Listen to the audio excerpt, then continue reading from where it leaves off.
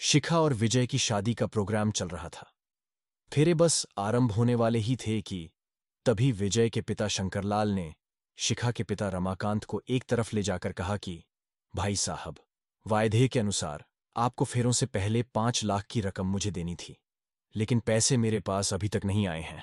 फेरे तो तभी पड़ेंगे जब वो रकम मेरे हाथ में आ जाएगी। रमाकांत ने तुरंत पीले कपड़ों में लिपटे रुपयों का बंडल शंकरलाल के हाथों में थमाकर हाथ जोड़ दिए।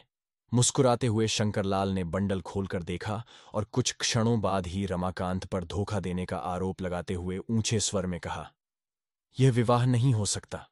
दीन स्वरों में रमाकांत ने हाथ जोड़कर शंकरलाल जी से कहा, माफ कीजिए, अभी 3 लाख का बंदोबस्त ही हो पाया है। मैं 1 महीने के अंदर बाकी की रकम आप तक अवश्य पहुंचा दूंगा। शंकरलाल जी ने कठोर शब्दों में बेटे को वहां से चलने का आदेश देते हुए कहा कि इतने अच्छे अच्छे रिश्ते छोड़कर आपकी शराफत की कहानियों पर भरोसा करके ये रिश्ता जोड़ रहा था, परंतु आप तो अभी से दगा कर रहे हैं, आगे तो प्रभु जाने।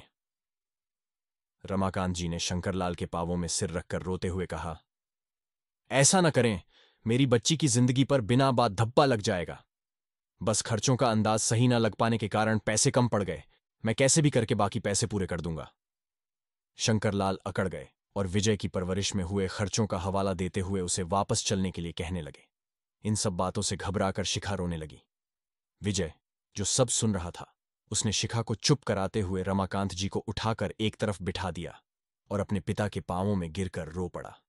विजय ने कहा, पापा, आज तक मेरा इतना अपमान तो किसी ने नहीं किया जो आपने यहां मेरी ससुराल में कर दिया। ये क्या कह रहे हो? शंकरलाल ने कहा, ठीक कह रहा हूं।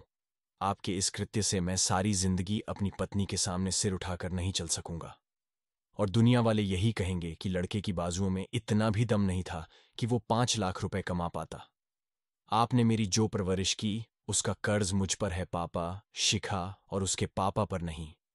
इसलिए इसे चुकाने का कर्तव्य भी मेरा है और मैं जल्दी से जल्दी चुका दूंगा।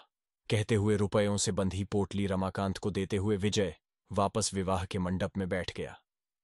विजय की जगह आप इस स्थिति में होते तो क्या करते? हमें कमेंट में जरूर बताएं। ये कहानी लिखी है प्रीति श्रीवास्तव जी ने। हर शाम ऐसे ही एक कहानी या किस्सा सुनने के लिए हमें जरूर सब्सक्राइब करें।